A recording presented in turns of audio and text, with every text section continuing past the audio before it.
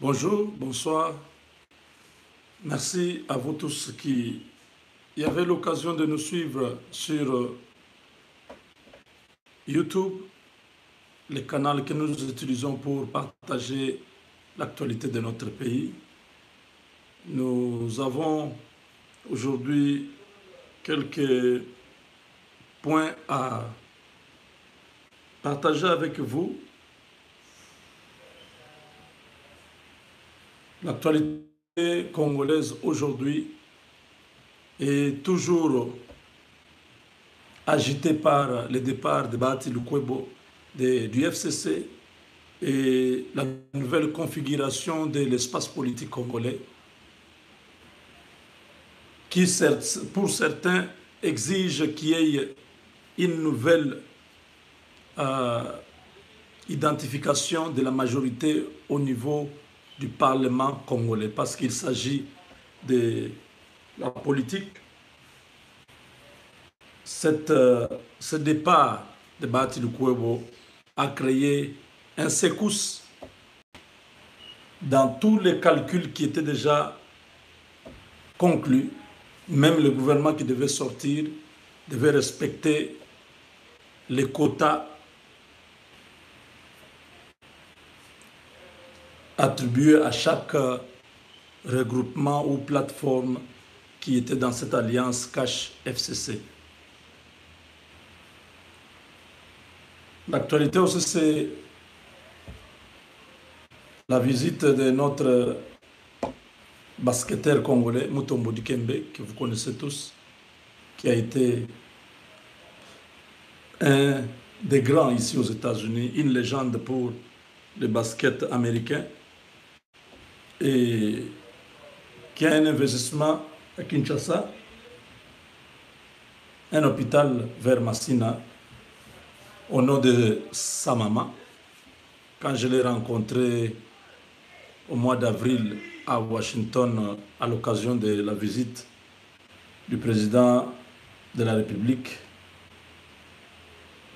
Mutombo Dikembe m'a dit qu'il avait l'intention d'aller créer une école en Mbujimayi pour immortaliser le nom de son père. Parce qu'il m'a dit que j'ai déjà fait quelque chose pour ma mère. Son nom est déjà immortalisé à Kinshasa. Mais je cherchais quelque chose à faire pour mon père. Je trouve que je vais faire ça en Mbujimayi et je vais lui donner ce nom-là. C'est pour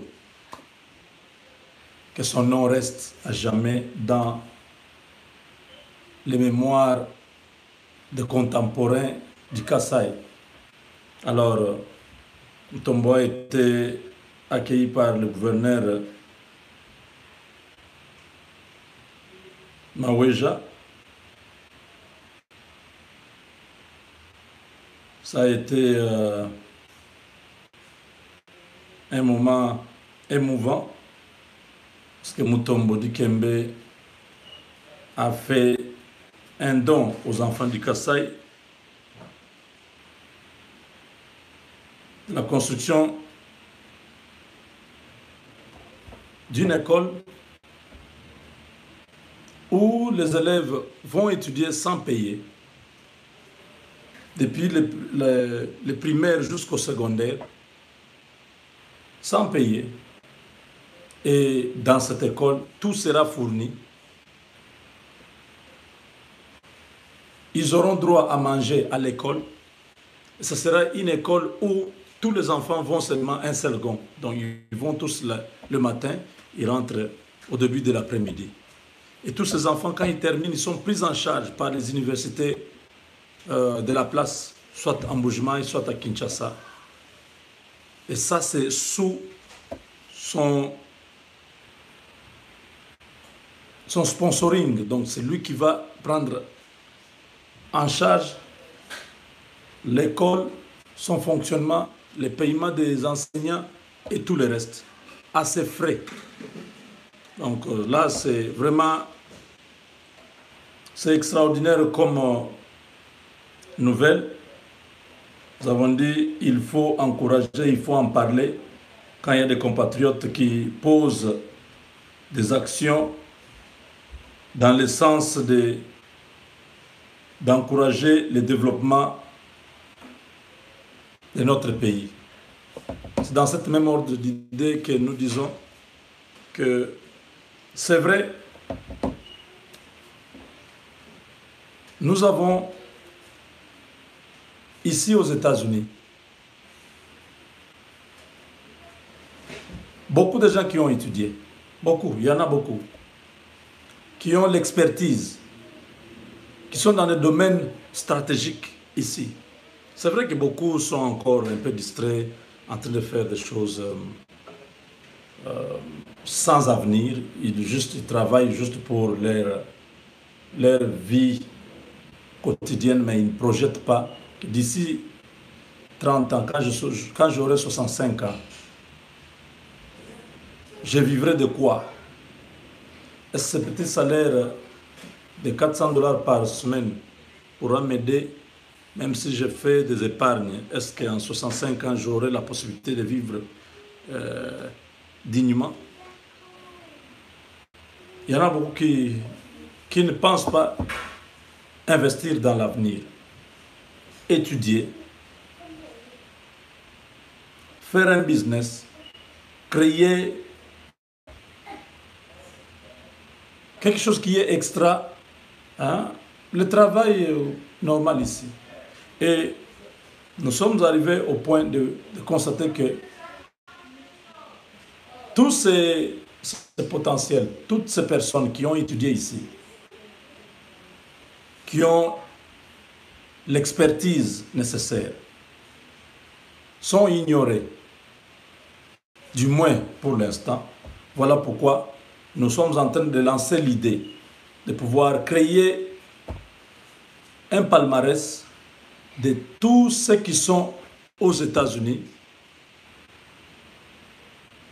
d'être identifiés dans leur filière pour que nous puissions voir ensemble ce que nous pouvons apporter à la République.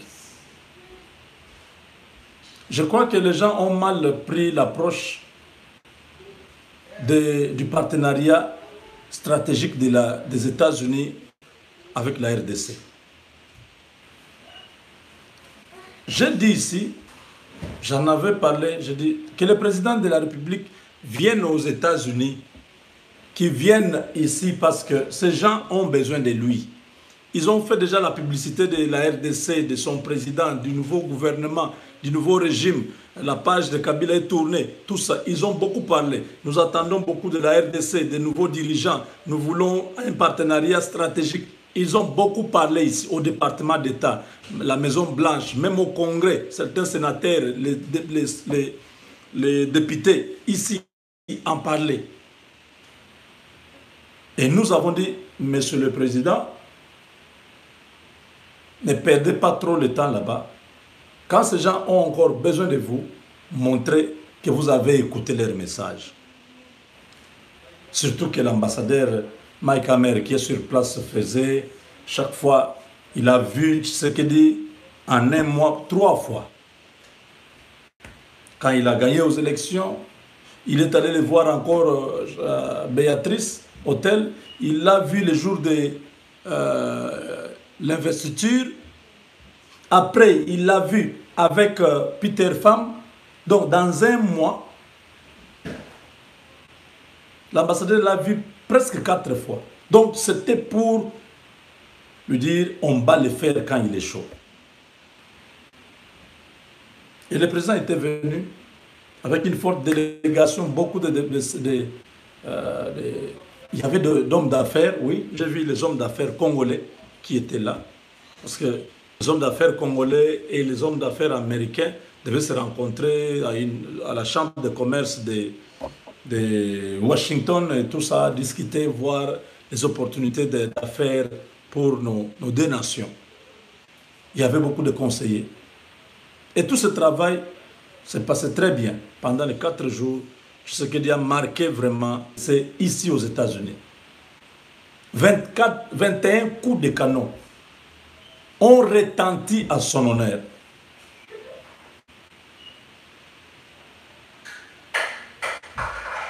il a été au Pentagone. Il a signé des accords militaires avec le Pentagone. Il a signé des accords diplomatiques avec les partenariats en question au ministère des Affaires étrangères, donc au département d'État. Il était au Sénat, à la commission de défense et sécurité du Sénat.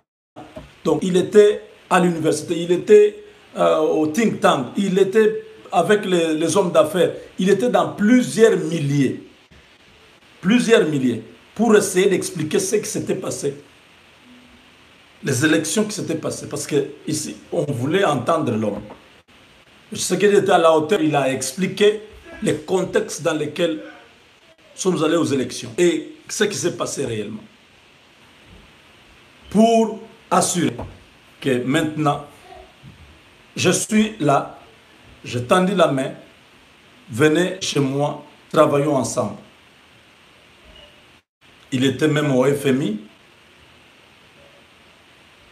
où avec Christine Lagarde, il y a eu des échanges, ils ont demandé au président de laisser une délégation, une équipe ici qui devait continuer à faire à travailler ensemble pour accélérer l'ouverture, la réouverture des relations entre la RDC et les Fonds monétaires internationaux.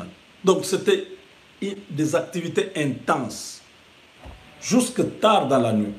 Des délégations venant du monde entier ont suivi ce qu'il dit ici. Et dans tout ça, nous sommes restés dans l'effervescence, dans la joie de ce qui s'était passé. Mais le contenu de l'esprit du partenariat, jusque-là, beaucoup n'ont pas compris.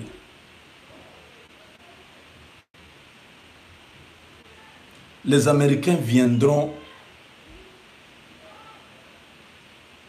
investir dans un pays où le système de ce pays-là est en contradiction avec le système.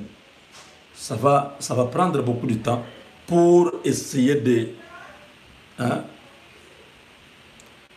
synchroniser.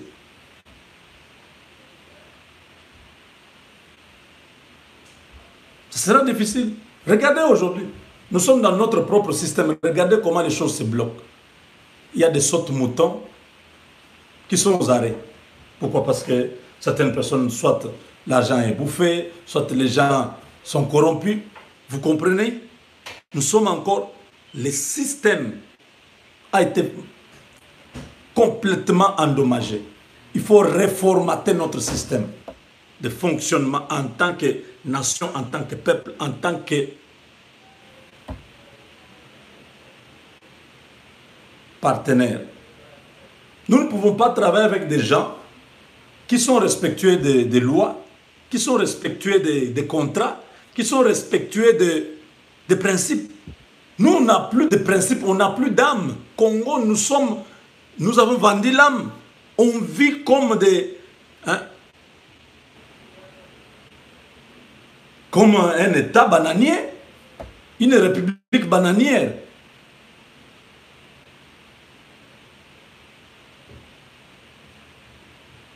Où chacun fait ce qu'il veut, où le juge de la Cour constitutionnelle valide quelqu'un, 2 heures après il est invalide, il le revalide encore. C'est compliqué, même à ce niveau-là. J'ai loué la décision le communiqué du CLC, c'est ça, hein? Comité laïque de coordination, oui, CLC. Ils ont dit, ils demandent que cette cour-là démissionne, que ces gens-là, qu'ils aillent se faire foutre. On n'a plus besoin d'eux. Ils font la honte de tout un pays. Vous pouvez encore comprendre qu'il y a des rapages au niveau des tripés, des Ngandanjik. On peut encore comprendre. Un tribunal de paix, de Tchela, on peut encore comprendre. Quand il y a eu trafic d'influence là-bas, il y a menace, tout ça, bon, le juge a rendu. Mais la dernière instance de notre pays, est devenue comme une boutique où on appelle un candidat pour lui dire, bon, tu sais que tu es sur une mauvaise pente, hein. Si tu ne réagis pas vite, nous avons beaucoup de prétendants à ces postes-là. Est-ce que vous comprenez? On négocie la validation ou l'invalidation de l'autre. On négocie. Ça, c'est grave, c'est grave, c'est grave. Si les gens trouvent ça normal, il y a quelqu'un qui a dit, si vous avez passé tout votre temps à vivre à côté d'une poubelle, votre cerveau finirait par s'habituer à l'odeur et vous ne sentirez plus l'odeur de cette poubelle-là. C'est-à-dire, nous, là, tellement nous avons grandi dans la corruption. Parce que nous, on est nés dans les années 70 quelques. Ah, les gens veulent savoir mon âge.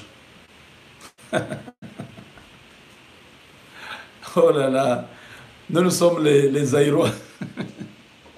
Nous sommes nés sous la dictature de Seko Kunkumbo Ndouaza Bang, Kabambaye. Vous entendez comment on l'appelait au Kasaï? Kabambaye. Parce que nos parents évitaient de citer son nom. Il semble qu'il avait des agents de renseignement partout. Quand on veut parler de lui, on dit Kabambaye. Si tu entends ce nom-là, c'est qu'on parlait de Mobutu. Nous sommes nés pendant cette période. Nés dans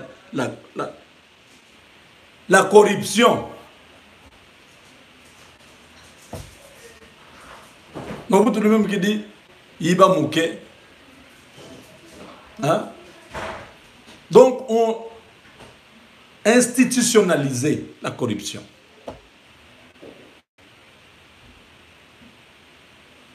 Alors, quand les gens sont habitués dans un système comme ça, où on trouve que c'est normal, pour avoir un marché, il faut corrompre, pour avoir un document, il faut corrompre, pour même les taxis, s'il vous plaît. Vous êtes là, à un arrêt, vous attendez le taxi, vous voyez un garçon là, hein, les enfants là, qui se débrouillent, des enfants de la rue, comme on les appelle. Il s'approche et dit, vieux, au Lougakar, on a besoin d'un taxi, donc tu as besoin, vieux, tu as besoin du taxi. Je dis, oui, oui, ça fait déjà presque 20 minutes ici. Alors lui va se substituer à un commissionnaire de fortune, de circonstances. Il va voir un taximan passer, il dit prêtre, prêtre, il arrête le gars, il dit il y a quelqu'un ici, il a un peu d'argent, si tu le prends vraiment, tu feras une bonne affaire. Quand le taximan accepte de s'arrêter, toi tu prends un peu d'argent, tu donnes à ces garçons et puis tu entres dans le taxi. Est-ce que c'est normal? Nous avons des choses dans notre pays qui sont devenues un problème pour toute une société, qui ferait que les partenariats dont nous sommes en train d'acclamer ici risquent d'être un cauchemar pour nous. Parce que les Congolais seront dans leur esprit là, où on l'a engagé dans une compagnie, il est responsable d'une équipe. Avant que le projet s'arrête, il a déjà vendu la moitié des sacs de ciment qu'il gérait. Or, cette compagnie est une compagnie américaine qui a dit, toi tu es superviseur, voilà, il y a 50 000 sacs de ciment ici pour la construction, je ne sais pas, de ces bâtiments ou de la route ou de quoi. Lui, dans sa tête, il va parler avec des mamans du coin, tout ça. Il commence à faire sortir un sac par jour. Vous voyez? On va engager des gens dans des usines, ils vont commencer à prendre des pièces, ils vont vendre aux mécaniciens dehors. Parce que chez nous, c'est devenu normal. Le système est en panne.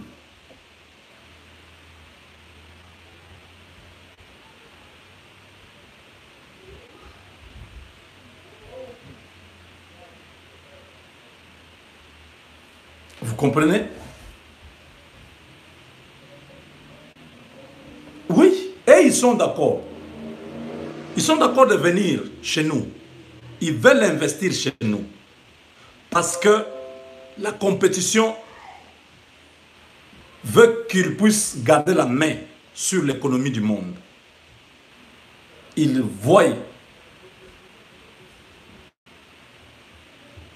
les mauvaises intentions de la Chine à pouvoir conquérir le monde. La Chine est en train de construire une route de la Chine vers la Russie, passant par le Kazakhstan jusqu'à Biélorussie, quelque part là-bas. 5000 km.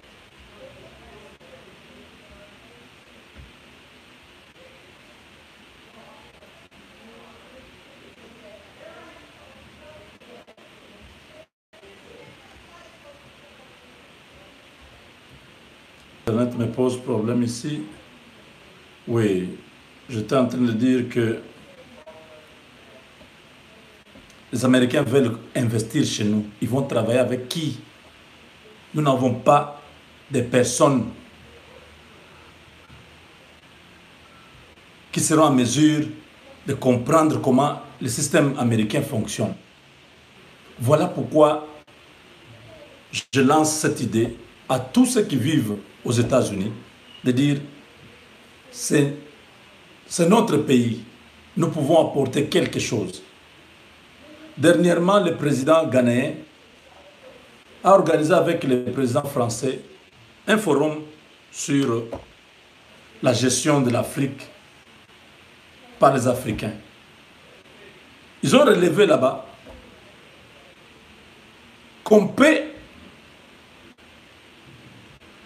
aider l'Afrique passant par la diaspora africaine. Je trouve que c'est une idée géniale. Parce que nous vivons aux États-Unis. Nous connaissons déjà le système, comment ça fonctionne ici. Les Congolais ici, nous sommes nombreux. Dans les 50 États, nous pouvons être autour de 200 à 300 000 Congolais vivant aux États-Unis. C'est un nombre important. Nous connaissons leur système, comment ils font des choses, comment, dans tous les domaines, comment ils gèrent leurs cités, comment ils gèrent leurs universités, leurs écoles, leurs entreprises, leurs banques. Dans beaucoup de domaines, il y a des Congolais presque dans tous les domaines. Il y en a qu'on ne connaît pas, qui ont pris leur distance, qui ne veulent pas trop. Ils disent, bon, avec les Congolais, c'est trop de discours, il n'y a pas de... La pratique ne suit pas. Il y a des médecins, il y a des avocats ici, des ingénieurs en construction, les ingénieurs électriciens, en informatique, dans tous les domaines.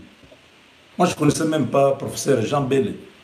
Je ne savais pas que nous avons un Congolais qui est à MIT. Vous voyez, n'est-ce pas, on l'a connu à l'époque où il parlait des histoires d'élections, tout ça. Mais il y en a comme ça autant. C'est autant qui peuvent être une ressource que vous n'allez pas former, que vous n'allez pas... C'est une ressource disponible pour notre pays.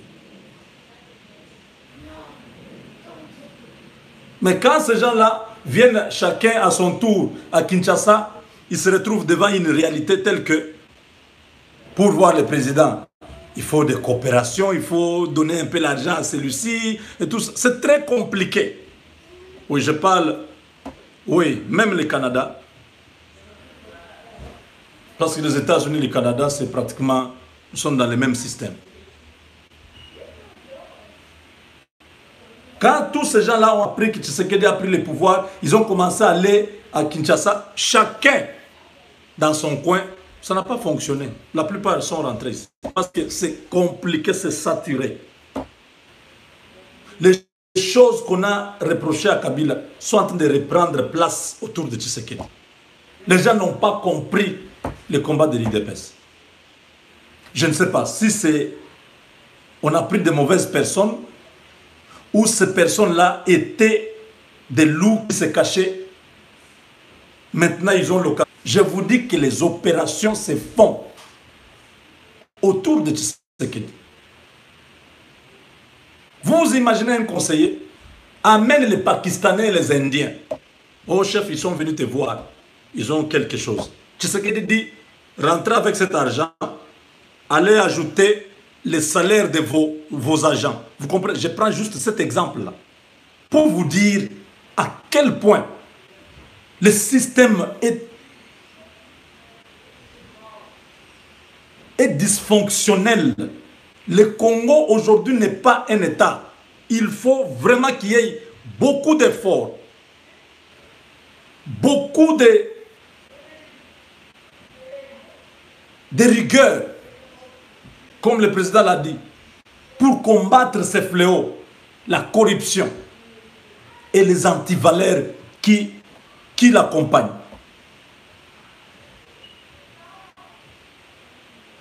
Il y a des opérations de COP et Fandi Pembena Tshisekedi.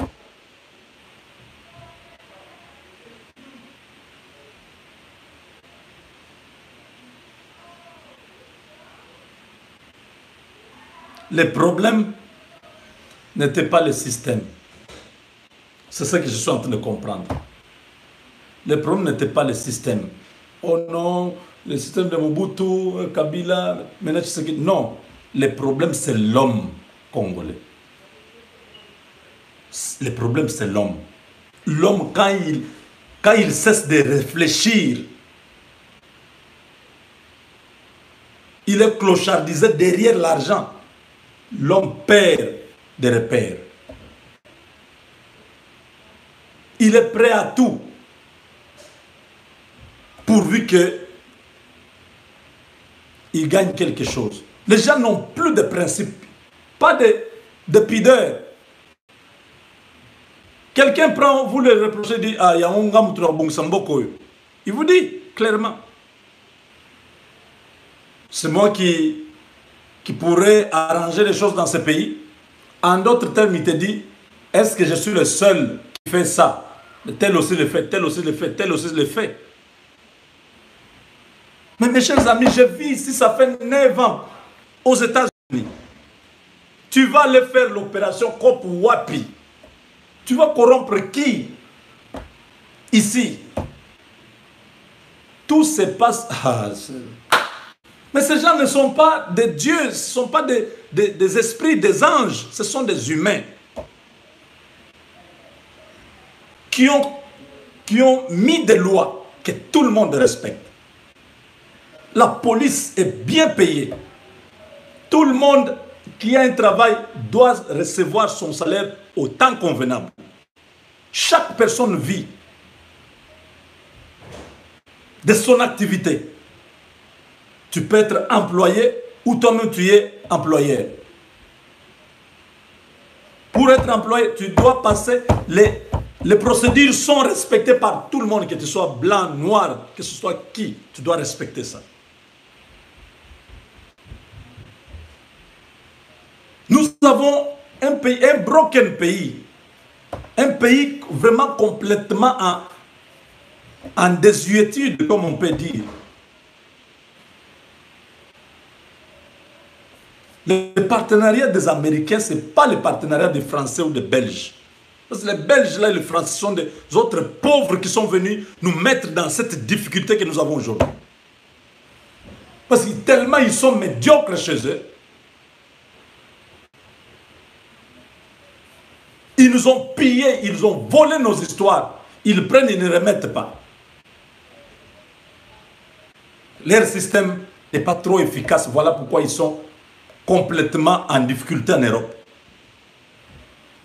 Mais les pays anglophones, c'est très sérieux. Leur système de gestion de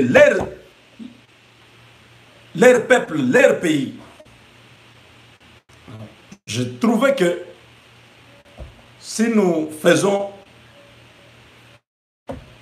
je dis pas moi, je dis s'il y a des gens ici aux États-Unis, j'ajoute même le Canada, qui pouvaient réfléchir sur cette idée de pouvoir créer une base de données, un fichier où toutes les compétences que nous avons des Congolais ici aux États-Unis, pour que ça soit une ressource disponible pour ces partenariats avec les Américains. Nous ne voulons pas être humiliés, où ils arrivent comme ça, 5 ans après, ils sont déçus, ils disent non, en tout cas, avec le Congo, on ne peut pas faire des affaires. Dans tous les domaines, tout est par terre. Pourquoi? Parce qu'il n'y avait pas une main-d'œuvre disponible. Parce que je vois tous les gens dire non, au Congo, le président a demandé que la diaspora vienne investir. Non, ça c'est une erreur grave. Le président ne peut pas se limiter à demander à la diaspora de venir investir. Ce n'est pas toute la diaspora qui est dans le business. Nous tous, nous ne faisons pas les affaires.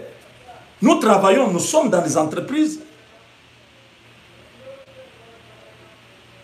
Je suis dans une entreprise de finances où nous faisons des investissements. C'est ça mon travail.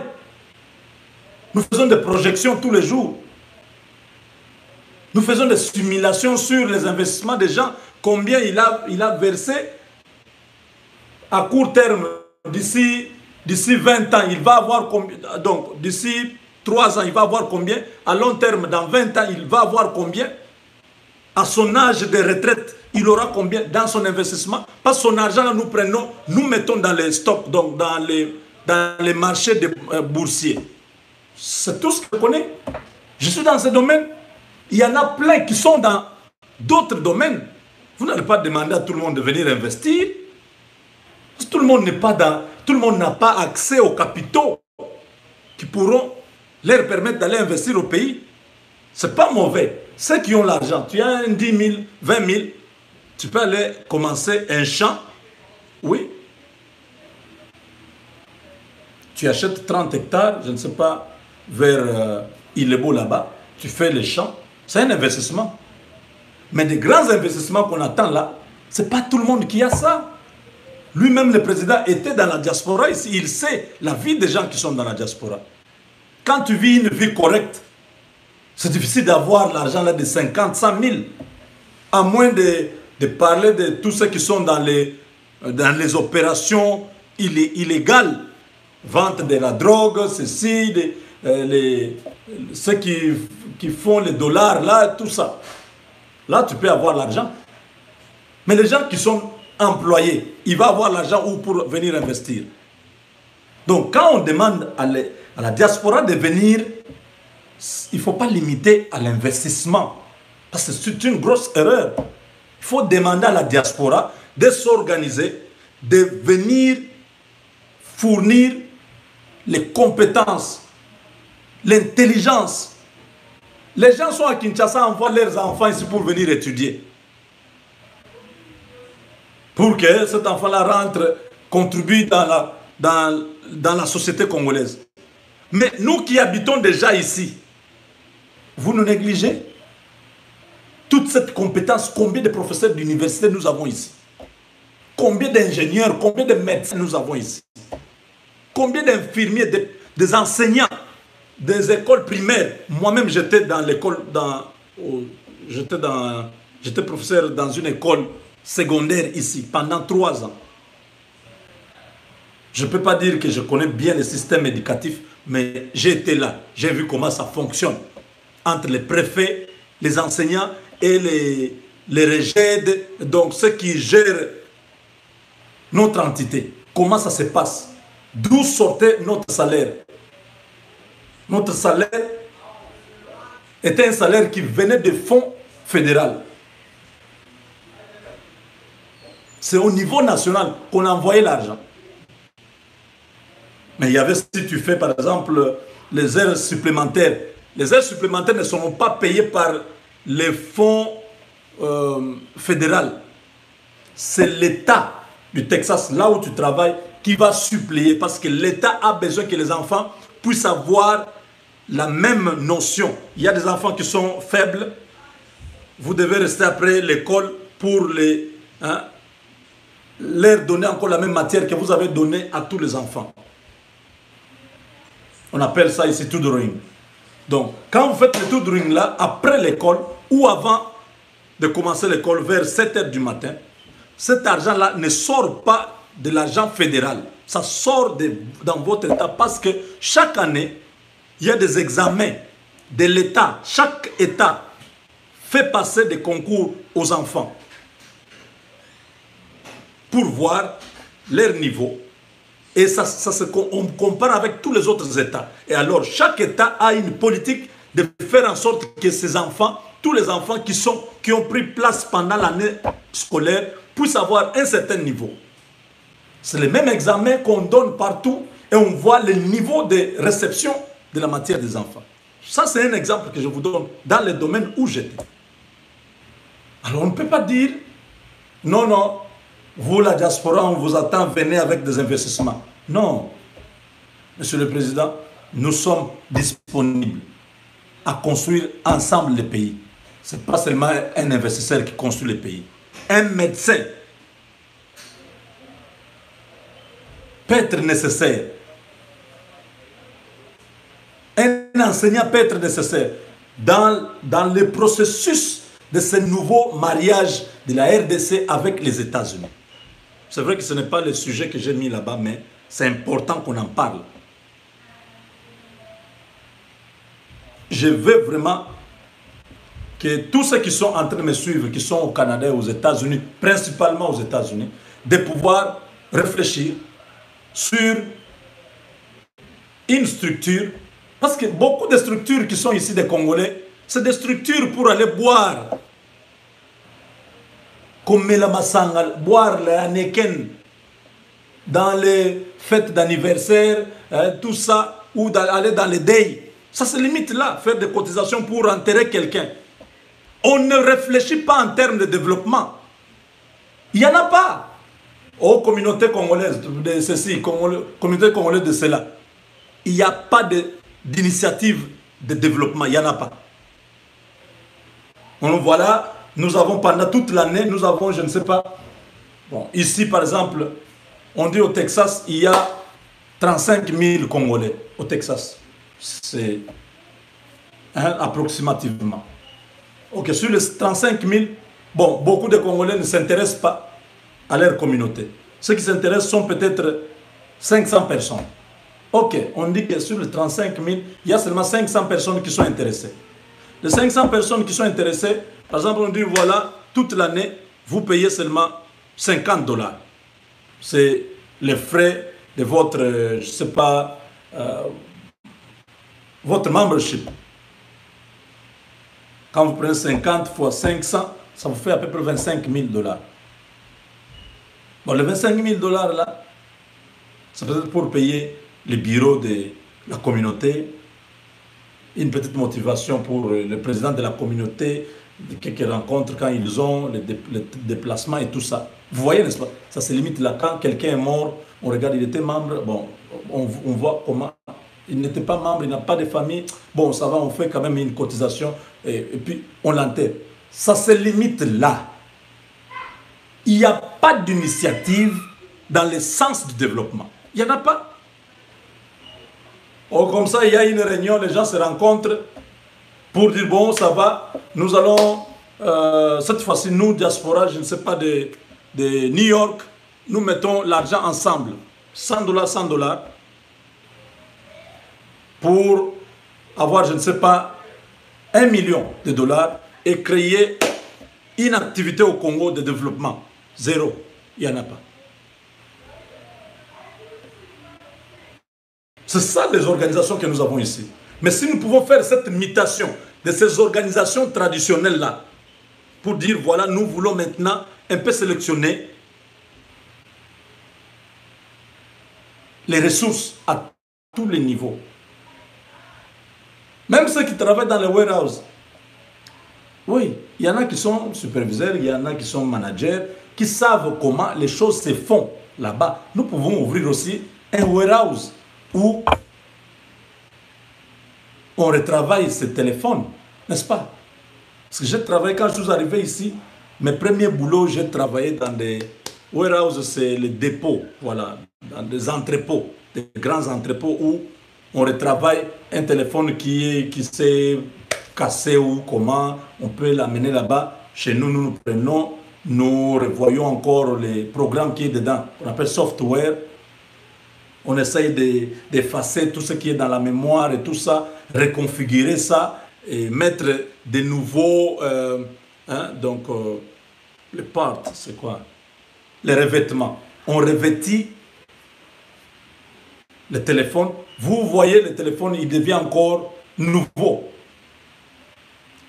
Par malheur, vous pouvez encore retrouver ce téléphone-là dans les magasins, on les vend. Ici, on recycle tout. On recycle tout. J'ai travaillé à mes débuts vers les années 2011-2012. Est-ce qu'on ne peut pas faire ça? C'est une ressource. On peut faire ça chez nous. Combien de téléphones sont gâtés? On trouve des gens de fortune dans des coins de rue en train de bricoler sans notion, sans quoi, en train de faire... Des fois, ils détruisent les téléphones. Or, s'il y a une entreprise qui s'ouvre avec toutes ces histoires, microscope, tout ça, on regarde, et puis on recompose ce téléphone, ça peut donner du travail aux gens. Donc, je demande à vous tous qui me regardez de faire une mutation, qu'on puisse réfléchir. S'il y a quelqu'un qui a besoin de cette initiative-là, qui me contacte, on va en discuter. S'il veut être président ou, je ne sais pas, créer un website où il va mettre tout le monde là-bas pour créer la base de données, contactez-moi. On peut toujours en discuter. Moi, je vais vous aider avec les médias pour faire passer les messages. Hein? Donc, parce qu'aujourd'hui, nous ne comprenons pas que ces gens que nous avons, les Américains, ils sont très, très, très sérieux. Quand ils font quelque chose, il faut voir même quand ils construisent leur route. Ah, non. Tu te dis, si tu n'avais pas étudié normalement, vos gens là de IBTP, qui avant que la maison soit achevée, la maison s'écroule. Des ingénieurs qu'on ramasse comme ça parce qu'il a corrompu pour terminer les études. Non, ici, avant d'avoir la certification que tu es ingénieur, tu peux construire les chaussées, les ponts et tout ça. Il y a des examens, il y a des cours que tu dois suivre. Tu dois aller dans la pratique. Et ils sont vraiment... Tu as réussi, tu as réussi. Si on t'a donné le diplôme, c'est que tu as réussi. Ils ont plusieurs stades pour vérifier que tu as assimilé ces notions-là. Alors, qu'on ne laisse pas passer cette occasion, que ceux qui sont avec le président lui disent que les partenariats avec les Américains, c'est vrai, vous êtes en train de faire un grand travail sur le plan sécuritaire, il faut terminer les guerres qui sont au pays, sur le plan de la corruption, il faut lutter contre la corruption, mais vous avez besoin de la diaspora. Cette diaspora qui connaît déjà le système, comment le système fonctionne. Parce que là, quand nous venons, il n'y aura pas beaucoup de difficultés pour que les pays s'adaptent au système américain. Les entreprises américaines là, beaucoup de Congolais qui sont ici, qui connaissent déjà comment ça fonctionne, ils viennent travailler dans la même philosophie. Et quelques Congolais qui seront là, qui seront engagés, ils vont automatiquement s'adapter avec nous.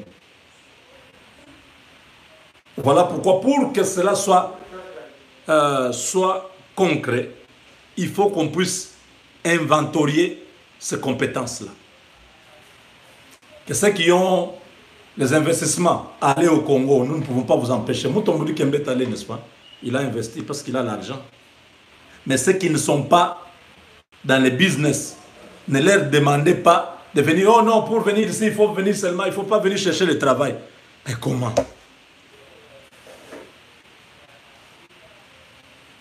Vous êtes encore dans les G2. Ici, nous sommes déjà dans G5. La technologie ici est en train d'évoluer tous les jours ici. Vous refusez que ces gens ici amènent la technologie au pays. Oh non, ici aussi il y a des compétences. Les compétences théoriques, on ne peut pas en douter, parce que nous tous, nous sommes venus de là. Mais est-ce qu'aujourd'hui, on a vraiment besoin d'avoir seulement la théorie? Si vous ne connaissez pas la pratique, il y a des gens ici qui ne parlent pas beaucoup, mais qui vous font des choses incroyables. Vous rencontrez un Chinois, un Indien ici, ingénieur.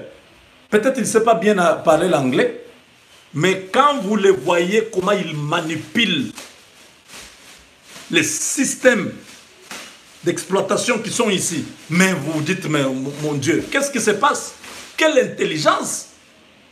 Vous utilisez les Facebook, les WhatsApp, tout ça. Est-ce que vous connaissez ceux qui mettent au point toutes ces histoires? Ce ne sont pas des gens, parfois, qui ne savent pas parler couramment. Nous sommes restés dans la logique de la colonisation, là où quelqu'un parle un bon français, vous dites, oh mon cher, celui-là, il a les dictons, mais il est extraordinaire, celui-là. Non, on doit pas... non, non, les Belges sont des fainéants, ils ne travaillent pas. Ces gens-là sont des grands fainéants. Mais un Américain, il est en costume, peut-être chaque 3 mois une fois, les Américains ici. Tout le temps, ils sont en chemise, ils sont en polo. Tu te dis, mais comment? Même mon chef, toi tu pars là avec cravate, chemise, veste, tout ça. Et tu vois, votre chef numéro 1, qui a même 10 fois ton salaire là. Il a 10 fois ton salaire. Tu le vois en polo, ou en jean, simple. On doit apprendre. J'ai vu dernièrement, je crois 2 ou 3 jours, j'ai vu un objet volant avec un militaire en France, je crois, c'est en France. Vous voyez? Bientôt vous aurez, les Américains ont fait des drones, les Français maintenant, ils ont envoyé un homme dans l'espace. Pas l'avion, un homme. Je ne sais pas si je peux retrouver l'image là. Un homme en train de voler au-dessus de la Terre. Cette histoire-là, bientôt, ça sera... Voilà. Je ne sais pas si vous avez vu ça. Avez-vous vu ça? Ça s'est passé le 14 juillet. La fête de, je ne sais pas, de l'indépendance ou de la Révolution française. Une grande célébration.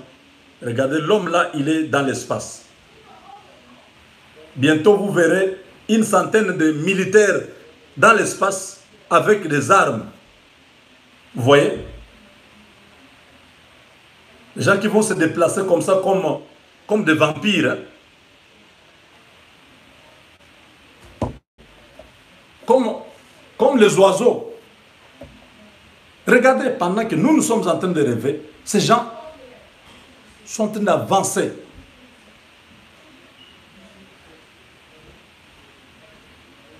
Donc, nous devons créer cette structure-là pour tous ceux qui sont aux États-Unis et le Canada, faire une grande base de données de personnes, ressources qui pourront aider notre pays. Dans l'armée américaine, vous savez combien de Congolais qui peuvent être disponibles à apporter leur soutien aux instructeurs américains, tout ça qui viendront, parce qu'ils parlent déjà le français, l'anglais, le lingala, tout ça, qui peuvent être utiles. Alors ne limitez pas les gens. Déjà, la main d'œuvre, ils ont quelle qualité? La plupart des diplômés que vous avez là-bas n'ont pas de niveau. les diplômes qu'on distribue tous les jours ici, quelqu'un qui ne sait ni lire, ni écrire. C'est ça ce que vous dites que non, il y a beaucoup de chômeurs ici. On ne dit pas que c'est tout le monde. Il y a des exceptions. Il y a des enfants qui ont aussi été exemplaires, qui se sont donnés eux-mêmes. Dans leur génération, se sont battus pour être un modèle. Donc, étudier donc, durement. Quand les autres corrompaient là, et ils étudiaient. Il y a des gens comme ça. Vous trouvez vraiment il est doué, il est intelligent. Mais la plupart, aujourd'hui, on dit, bon, ça va, l'entreprise est là. Pour avoir le travail, il faut un concours. Vous imaginez combien vont passer ce concours-là?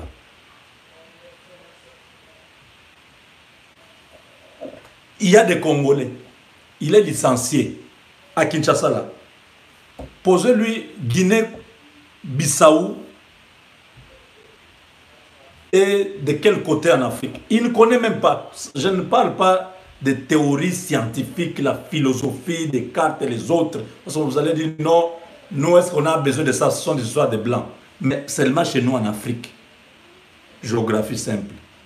Ce sont des gens qui ont enjambé. Chaque année, maman, maman, on demande 200 $. Parce que lui, il doit aller voir un assistant, on doit lui donner les points. Il termine, il a des diplômes. Il a terminé les années, il n'a pas terminé les études.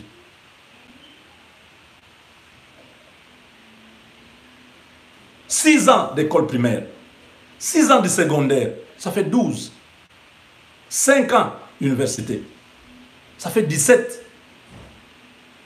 Plus les 6 ans d'âge avant d'entrer à l'école primaire, ça fait combien? 23 ans. Quelqu'un dépense 23 ans. Il a autour de 24 ou 25 ans, il termine. Il est inutile à la société.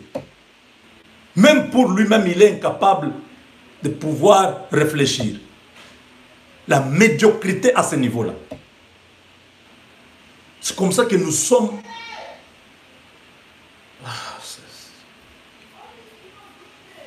Que Dieu nous aide. Nous ne sommes pas fatalistes, mais nous croyons que quand il y a quelque chose qui existe, en Tchoulouba nous disons Shindiwanzala Wakashia Chiduku Mouinou Kulondo Chidumumai Shindiwanzala ne soit pas un écureuil qui était affamé, qui avait une noix dans la bouche, mais comme l'écureuil perchait sur une petite branche vers la rivière, l'écureuil a vu les reflets de cette noix dans l'eau. La noix qui était à sa bouche. Ces reflets-là étaient dans l'eau. Alors, l'écureuil a vu que les reflets étaient un peu plus grands que la noix qui était dans sa bouche, ne sachant pas que c'était cette noix-là qui se reflétait dans l'eau. Il a ouvert la bouche pour prendre ce qui était dans l'eau. Il a fait tomber ce qui était dans la bouche. Il faut se contenter de ce qu'on a. C'est très important. Ce partenariat qui est en train de venir au Congo a besoin de piliers. Et vous avez la main-d'œuvre, vous avez la ressource disponible ici aux États-Unis. Les 50 États des États-Unis. Vous avez plein de gens qui maîtrisent déjà les systèmes, comment l'impôt américain fonctionne. L'impôt à la source et l'impôt, comment on redistribue cet impôt-là à la fin. Donc, tous ces éléments, c'est important que ceux qui sont en train de diriger le pays aujourd'hui comprennent que nous avons des personnes qui peuvent venir aider. Ne soyez pas égoïstes, c'est notre pays à nous tous. Vous commencez à voir les gens venir, oh non, Bino va toi diaspora, vous avez déjà mis ça là. Oui, nous avons du travail ici. Mais si on vous laisse dans le système que vous avez là, ce partenariat n'ira nulle part. Ça sera une tour de Babel, une confusion totale et les Américains seront déçus, ils vont se retirer.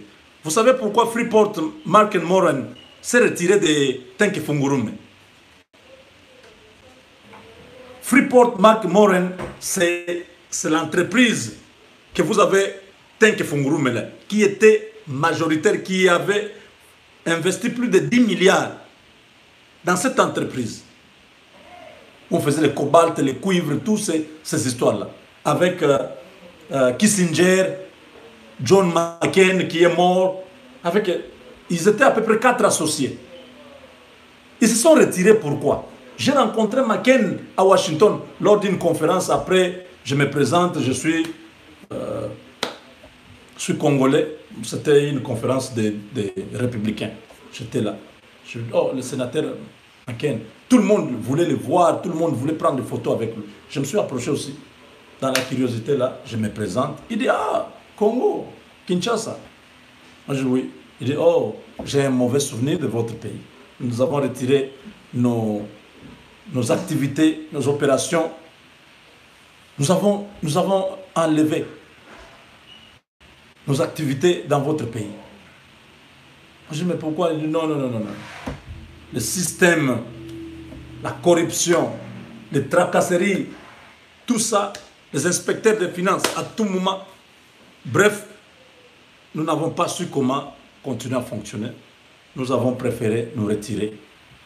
Et vous voyez, n'est-ce pas? Ça, c'est un exemple. Nous ne voulons pas que nous puissions rater cette occasion avec le président Félix. C'est une occasion, ça c'est Dieu, qui touche les Américains à venir travailler avec nous. Donc voilà, réfléchissons ensemble. Je pourrai revenir sur le sujet prochainement. Tout à l'heure, il y a 3 ou 4 heures, au niveau de la frontière ouest du Rwanda, c'est-à-dire la frontière avec la ville de Goma, a été fermée.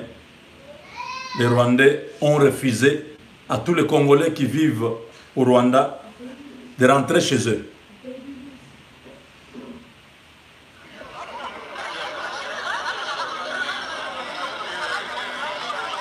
Aïe, je ne sais pas comment vous montrer ça.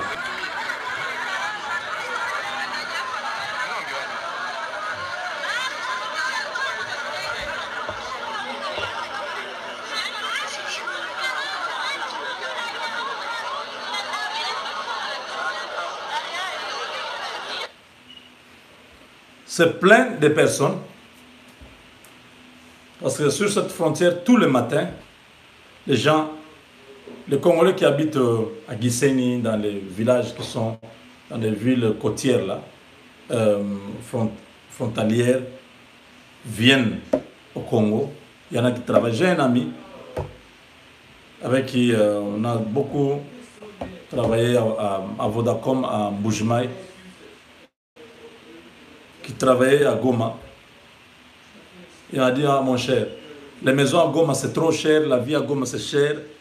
Je travaille à Goma mais j'habite à Gisenyi. Moi je dis, comment tu peux faire? Je dis, oui mon cher, c'est vous qui avez une autre vision de ce qui se passe ici. Bon, ici la vie est là, j'habite là-bas, la maison coûte moins cher, à manger tout c'est moins cher. Chaque matin je traverse la frontière pour venir juste travailler. J'étais pas moi, je dis, ah mon cher, vous là, vous êtes en train de trahir le pays et tout ça. Je dis, ah, c'est votre extrémisme là qui vous a rendu aujourd'hui trop extrémiste, qui vous a rendu trop pessimiste vis-à-vis du Rwanda. Je dis, pourquoi tu dis ça? Il dit, mais il faut venir ici, tu vas voir. Il y a beaucoup de Congolais qui vivent au Rwanda. Je dis, ah bon? Oh, mais comment? Qu'est-ce que tu crois?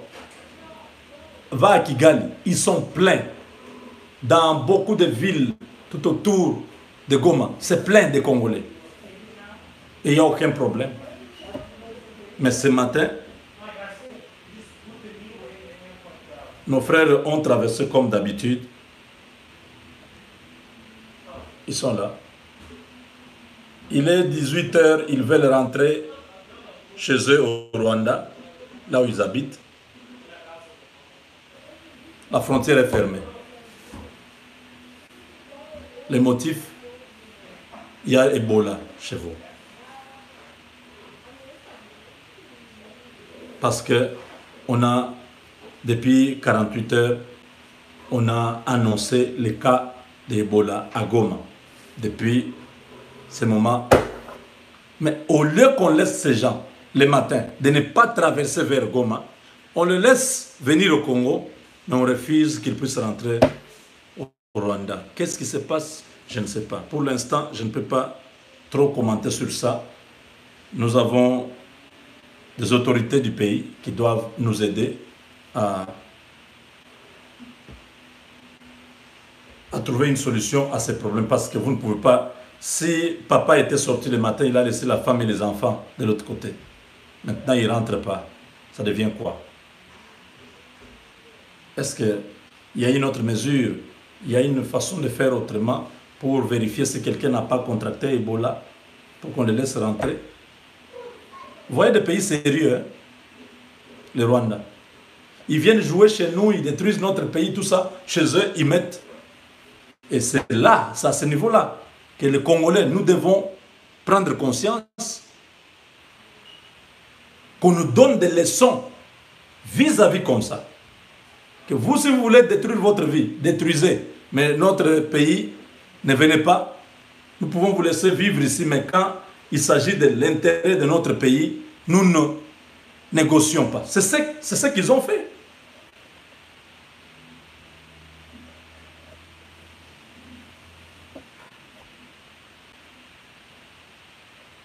Donc vous comprenez, c'est quelque part ils ont raison, c'est leur pays, n'est-ce pas?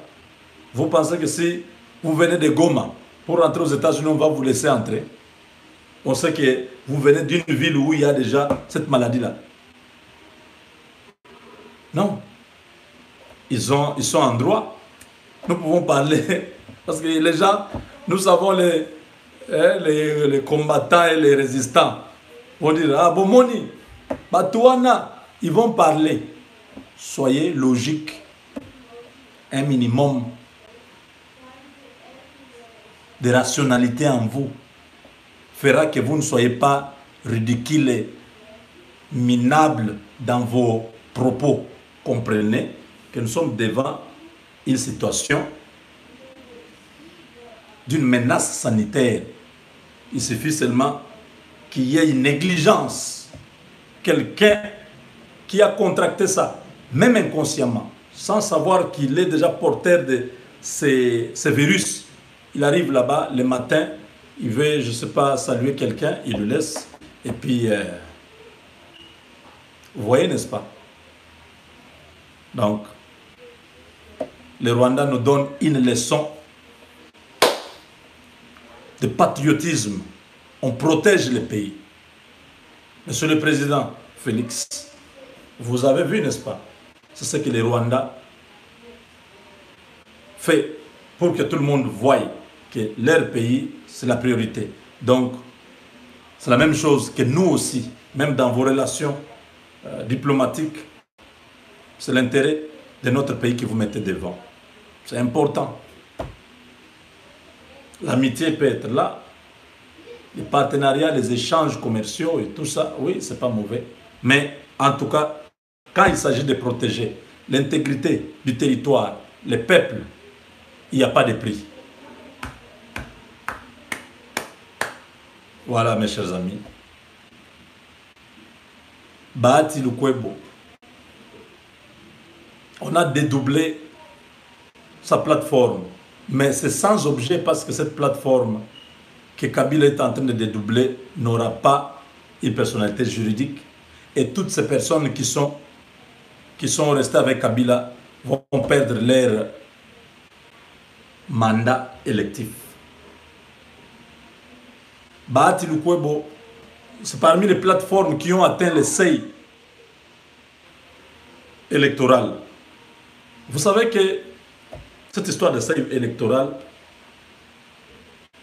beaucoup de partis politiques ont été éliminés parce que c'était un complot diabolique du FCC. Un PPRD à l'époque qui avait fait une réunion à l'hôtel, je crois, du fleuve, où même les audios avaient circulé. L'enregistrement avait circulé. Nous avions tous entendu les complots sur cette histoire de seuil électoral. Le seuil électoral, c'était 1 600 000 voix. Vous atteignez 1 600 000 voix.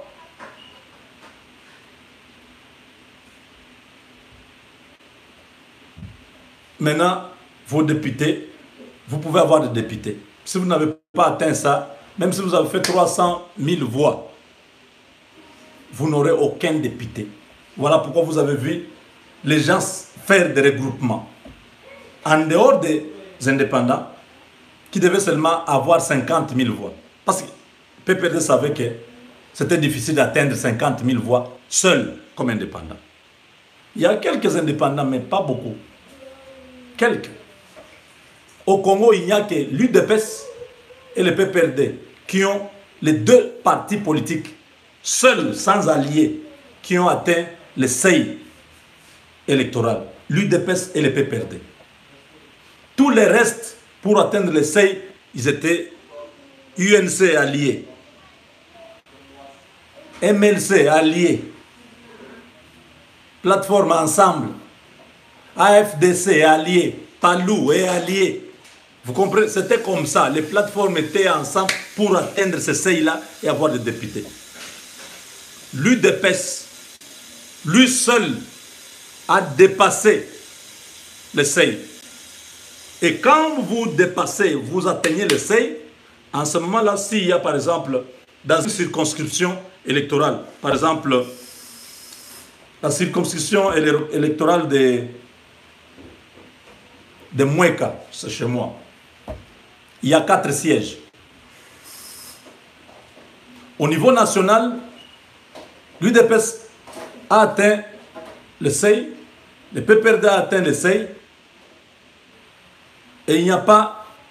il y a par exemple... L'UNC a atteint le seuil, le MLC a atteint le seuil. Maintenant, les 4 là, tous, ils ont atteint le seuil, n'est-ce pas? Mais il y a beaucoup de partis politiques. Mais les 4 là, les 4 premiers ont atteint le seuil au niveau national.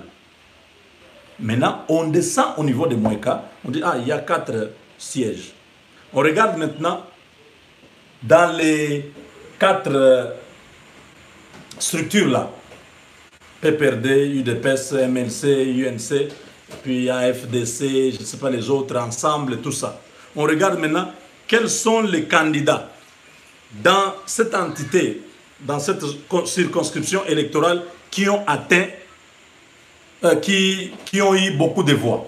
Parce que leurs plateformes déjà ont atteint le seuil, donc maintenant ils sont en droit d'être élus députés provinciaux ou nationaux. On regarde, par exemple, Évariste Bochab, il a eu 18 000 voix. Déjà, il prend un siège. On regarde, par exemple, monsieur, je ne sais pas, Minga Kwete, il a eu 15 000 voix, mais il est de l'UDPS. Vous voyez, il a 15 000 voix. Il y a un autre du PPRD qui a 14 000 voix. C'est d'abord l'UDPS qui prend le 2e siège. On descend encore. Il y a un autre PPRD qui a 14 000 voix. Il prend le 3e siège. Si on descend encore, il y a un autre PPRD qui a 13 000 voix. Il prend l'autre siège. S'il y a un autre de l'UDPS qui a 12 000 voix, il ne peut plus prendre de siège. Vous voyez la stratégie que ces gens avaient fait. C'est comme ça que l'UDPS se retrouve avec 33 députés. Et le PPRD là se retrouve avec, je crois, 104 députés. C'était une conception machiavélique satanique. pour écarter tous les petits partis politiques, écarter pour qu'eux seuls puissent avoir déjà la majorité. Quand les gens crient, oh, mais comment il est devenu président et ils ont perdu au niveau des législatives. Mais au niveau présidentiel, la circonscription était nationale. Et il n'y avait qu'un seul tour. Voilà pourquoi celui qui a plus de voix, automatiquement il passe. Il n'y a pas de calcul à faire. Le deuxième, même s'il a eu 6 millions de voix, mais il ne passe pas. Mais au niveau des législatives,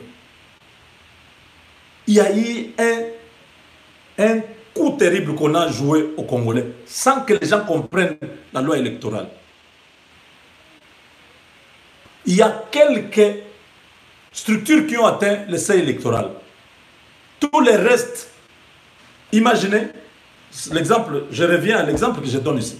Évariste Bochab, son PPRD a atteint le seuil, je ne sais pas, 1 600 000 quelque chose voix au niveau législatif. Mais lui-même, à Moueka par exemple, il a 18 000 voix. Mais à Moueka sur place, il y a un candidat. Par exemple, je prends l'exemple du parti Idemo de Nzanga Mobutu. Le candidat Idemo a eu 20 000 voix à Moueka. Mais Évariste Bochab a eu 18 000 voix.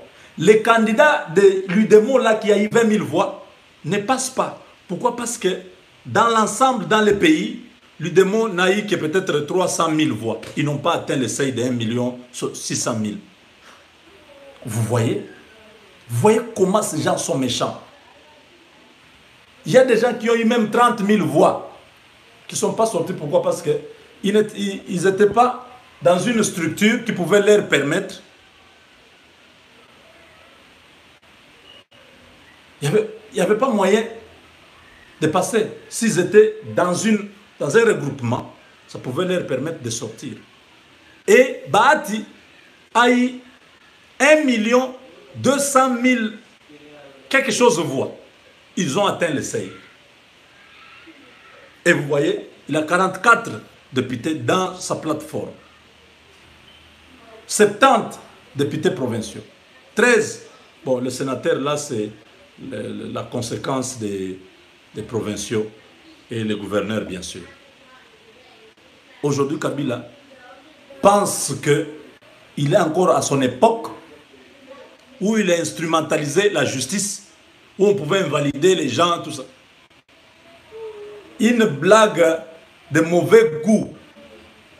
Je viens de lire ici, non? Il y a tentative d'invalider la candidature de Bahati à la présidence du Sénat. Mais ça va passer comment? Vous allez l'invalider que quoi? Qui n'a pas été élu sénateur, qui n'a pas le droit de déposer sa candidature. Deuxième chose, non seulement ils veulent l'invalider, Bahati a déjà menacé. Bahati a dit, même s'il faut mourir, je vais mourir. Mais cette histoire, je vais aller avec ça jusqu'au bout. Je dois gérer le Sénat. Il a demandé déjà le soutien de beaucoup de partenaires politiques, Cash, donc de Moïse Katoum, l'ensemble, bien sûr, la Mouka, tout ça, pour le soutenir. Non seulement on les bouscule déjà de ce côté-là, mais aussi, le FCC a donné 48 heures à tous les gouverneurs, les sénateurs, les députés provinciaux et tous les ministres de pouvoir, les ministres au niveau des gouvernements provinciaux, de pouvoir se prononcer s'ils sont avec Bahati ou s'ils sont dans FCC. Mais mes chers amis, les gouverneurs, les députés provinciaux, les ministres provinciaux, vous n'avez rien à vous déranger, vous n'avez rien à craindre. Le FCC n'est pas un parti politique. Le FCC n'est pas un regroupement politique. C'est un fait privé. Ce n'est pas connu par l'État congolais. C'était une formation pour les élections. Donc, ils n'ont aucune incidence sur votre candidature. Ils ne peuvent pas vous faire invalider. Impossible. Il n'y a que l'AFDC de Bahati qui vous reconnaît. Si vous ne le reconnaissez pas, c'est Bahati qui peut vous faire perdre ce mandat électif que vous avez. Parce que dès que vous quittez, vous allez du côté de Kabila, vous perdez. C'est ça la loi électorale. Si vous quittez votre famille politique, donc c'est-à-dire votre plateforme politique qui a fait que vous puissiez avoir le seuil d'1,6 million voix, cette famille politique-là, qui vous a permis d'avoir ça, si vous quittez ça, votre suppléant reprend votre place. Et d'ailleurs, c'est ce que Bahati va faire. Donc, votre suppléant, le premier suppléant, il y en a deux. Le premier suppléant va automatiquement devenir député national, député provincial, sénateur, même au niveau du gouvernement, les ministres là, oui, on va envoyer le nom d'un autre ministre. Si le gouverneur, vous allez du côté de Kabila, on va réorganiser les élections. AFDC va avoir un autre candidat. C'est ça la vérité. Ne vous laissez pas intimider. Vous allez voir cette vidéo. Soyez calme. Ne cédez pas à cette erreur de la Kabylie. On nous dit non, Kabila sera aussi le jour des votes. Oui, même s'il vient, c'est un sénateur à vie. Il n'a pas le droit d'élire. Il n'a pas une voix élective. Il n'est pas éligible. Il n'est pas aussi électeur. N'oubliez pas ça. C'est un titre honorifique. Il n'est pas sénateur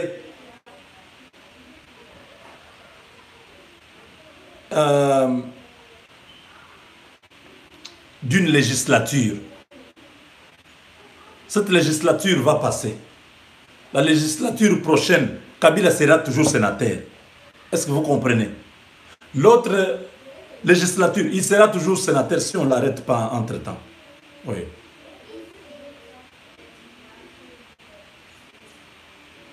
Dans toutes les législatures, lui sera toujours sénateur. C'est pourquoi on ne lui a pas donné le pouvoir d'élire ou d'être élu. Les gens qui racontent, qui envoient des messages, non, il va élire. Non, on est en train de vous traumatiser pour rien, on vous trompe. Oh, il viendra faire la campagne. On s'en fout. La vérité, c'est que Bahati Lukwebo, son départ a secoué les FCC. Et Julien Paluku est au point de suivre Bahati Lukwebo. Parce qu'ils sont très proches, tous du même coin. Les mêmes histoires que Bahati a souffert. Julien souffre aussi dans la chair. Julien Paluku est président de sa plateforme. Il a 20 députés. Donc c'est une force. Aujourd'hui, si Paluku suit, je vous dis, le malaise sera grand. Et voilà pourquoi un informateur est voulu. J'ai parlé avec certains de mes correspondants à Kinshasa qui m'ont dit qu'actuellement à Kin, les gens disent « Ah Félix, nous-mêmes on est d'accord, ne sortez pas le gouvernement là maintenant. Ne sortez pas ce gouvernement maintenant. Vanda Nayo. » Et la logique maintenant, c'est de prendre certains directeurs généraux, directeurs de services généraux, directeurs de départements dans des ministères, faire d'eux les secrétaires généraux. Mobutu a géré à un moment donné le pays avec les secrétaires généraux qui faisaient office de ministre. Oui. Il n'y aura pas un premier ministre. Le président va gérer le pays directement avec les secrétaires généraux qui vont faire office des ministres jusqu'à ce qu'une solution soit trouvée. Dans l'entretemps, le 25 janvier, les deux chambres seront des couillus, morus, la mort et le bûcheron. Hein, donc là, je suis en train de citer, n'est-ce pas? Oui. Donc nous aurons bientôt un informateur. Je ne croyais pas que le président Félix, lui ne comprend pas ce que ces gens-là font. L'acharnement là de mettre Tambou Mwamba, tout le monde connaît comme le nez au milieu de la figure. On sait que c'est pour préparer une mise en accusation. Et cette mise en accusation maintenant est en difficulté parce que si la majorité bascule, ils ne pourront jamais avoir encore cette mise en accusation. Voilà pourquoi maintenant les calculs sont à ce niveau-là. Comment empêcher cette mise en accusation? C'est d'avoir beaucoup plus de députés dans les camps du cash, c'est-à-dire bien négocier avec Moïse Katumbi et Jean-Pierre Bemba à rejoindre le cash avec Bat qui vient d'arriver et Julien Paloukou que nous attendons parce que les pourparlers sont déjà très avancés. Chez Okitundu, bon, il a pris ses distances, mais chez Okitundu, qu'est-ce qu'il est? C'est un sénateur, il n'a pas de parti politique, il n'a rien. Il va apporter quoi? Peut-être sa propre voix. Chez Okito. L'homme qui n'a ni femme ni enfant. Le Congo, vraiment, nous avons des hommes politiques. Aïe, aïe, aïe, ça c'est terrible. Comment il va être responsable s'il ne peut pas sentir ce que les parents sentent, sans enfant, sans femme? Il vit lui-même. Il dit, chez Okiton, il dit, l'argent c'est à moi la gloire, mon argent. Je peux me pavaner partout. Bon, s'il n'a pas une femme, donc, question mark. Donc, vous comprenez que, bon, ça c'est une vie privée, hein, on n'a pas à suivre là-bas. Les gens disent, oh, Cheikh Kitundu prend ses distances, oui, mais Cheikh Kitundu va nous amener quoi? Ah oui, il peut nous amener une voix au Sénat, oui, mais en dehors de cette voix, il peut amener quoi? Il est du PPRD. S'il quitte, oui, c'est ça, non? Il est du PPRD.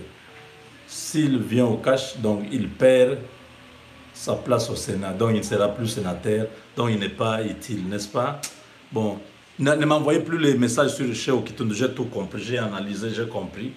Donc, nous avons besoin de Julien Paloukou, Kaongia. Julien Paloukou, nous t'encourageons. C'est une bonne décision. Prends courage. Cet homme-là, c'est un serpent qui ne mord plus. Bahati est là. Vous allez voir, bientôt, ils vont oublier Bahati. Et les 11 députés là qui sont restés là-bas, ils vont bientôt rejoindre Bahati parce que s'ils ne viennent pas, ils vont perdre leur place au Parlement. Est-ce que vous avez compris? Les calculs sont là. Nous sommes à la phase de la recomposition de la majorité présidentielle. Qu'on ne vous trompe pas, Kabila n'a plus de majorité. Cette majorité-là est dans nos têtes. On 350 députés, mais si Bahati part avec les 44, il a encore 310. Non. Même dans les 310 là, c'est vacillant. Ça vacille. Hein?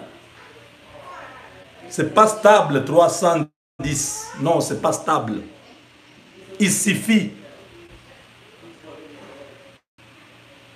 une gestion politique, une bonne politique managériale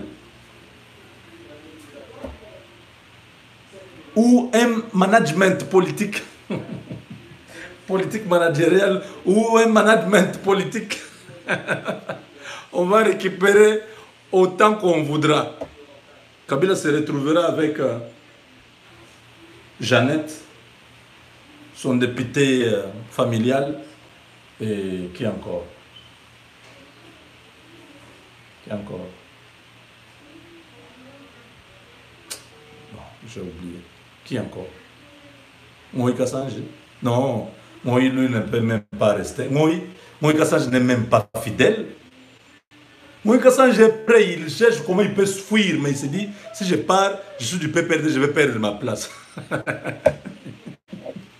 Surtout les gens du PPRD ont peur de quitter. Au PPRD a seulement 104 députés.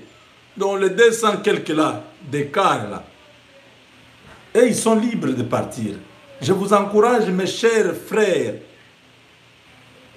même si vous avez eu un passé avec Kabila, nous sommes prêts à vous pardonner.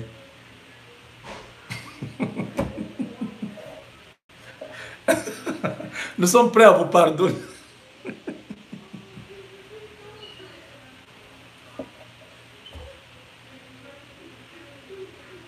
Jésus nous a tous pardonnés, non? Est-ce qu'on ne peut pas pardonner? Oh, qu'est-ce que vous dites? Que je deviens... Je perds la tête? Comment? Disons, soyons quand même sérieux, non? Vous avez pardonné Fayoulou, non? Comment? Vous avez pardonné Bemba, non? Oh, me dit, Katumbi a été pardonné par vous, n'est-ce pas? Et Mouzito. Mais comment? Si Évariste Bochab vient aujourd'hui, si Mende vient, si Moïse Kassange vient, si Julien Paloukou vient, si tous ces gens-là viennent, on va les pardonner. Sinon, on sera injuste. Nous avons pardonné certains et on ne pardonne pas les autres. Non. S'ils viennent, ils affaiblissent ces messieurs-là. Ça nous permettra... Ah, vous dites Mende, non. Au Malanga, non, mais ça, c'est un grand porte-parole hein, de la République. Au Malanga. Non, si, sérieusement, s'ils viennent, ils vont affaiblir cette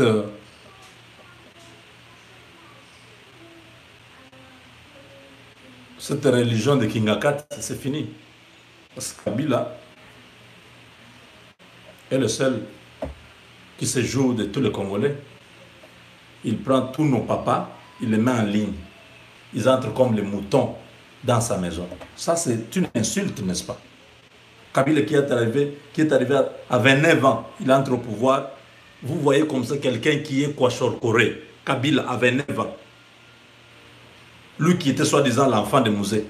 Mais vous voyez, santé médiocre quand il a pris. Moi, Joseph Kabila, je jure, fidélité à la nation, tout ça. Vous n'avez pas vu cet homme-là quand il est venu. Aujourd'hui, il roule avec les cylindrés là à Kingakati. Vraiment, il faut finir avec ce monsieur-là. Il faut l'anéantir calmement.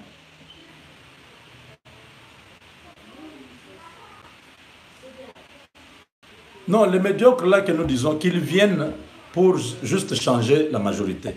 Mais ils seront députés, ils ne seront jamais ministres. Tu sais que l'a déjà dit, non? Ils seront seulement... Parce que s'ils refusent, c'est ça le problème. S'ils refusent de venir au mois de janvier, ils n'auront plus du travail. Mais s'ils viennent maintenant, il recompose une nouvelle majorité avec Tshisekedi. Tshisekedi président. Tshisekedi lui-même nomme son premier ministre. Tshisekedi lui-même nomme ses ministres. Mais en janvier, aucun député ne sera chômeur. Tous seront toujours députés. Ils vont terminer les 5 ans. C'est ce qu'ils doivent comprendre. Mes chers amis députés, vous qui me suivez, partagez cette vidéo. Dites à vos collègues, à vos amis, que si nous allons vers Tshisekedi maintenant, nous allons dans cash, nous quittons Kabila. Nous allons continuer à garder nos 13 000 pendant 5 ans. Parce que nous serons dans la majorité présidentielle et Tshisekedi sera président avec son premier ministre, avec ses ministres. Il n'y aura plus de problème. Mais si nous restons avec Kabila, dans moins de 6 mois, dans moins de 5 mois maintenant, vous serez tous des chômeurs. Avec Dieu, nous vaincrons. Donc voilà, le Koutanabino, Toyebi Nango. Yakutumba n'a jamais parlé. Hein. C'était des individus qui se sont improvisés pour venir déstabiliser la conscience des Congolais. Merci et à bientôt.